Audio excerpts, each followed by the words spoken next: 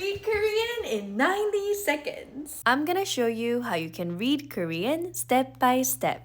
First, I want you to know, in Korean, there are 14 basic consonants and 10 basic vowels. If you combine a consonant and a vowel, they make words. Let's take this vowel and attach it to all the consonants. Ta-da! It's already attached here for you. We got all the Korean consonants and vowel a.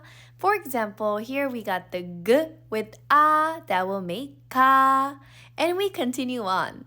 Na, ta, ra, ma, pa, sa.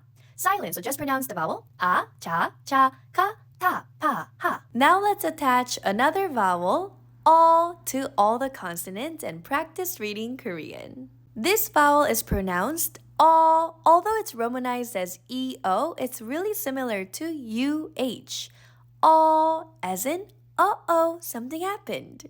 G, o, ko, n, o, no, d, o, to, r, o, ro, m, o, mo, b, o, po, so, o. This one's silent, so I'm only pronouncing the vowel. J, o, cho, ch, o, cho, k, o, ko, t, o, to, p, o, po, h, o, ho. Do you want to see part 2 with other vowels? Let me know in the comments. You got this!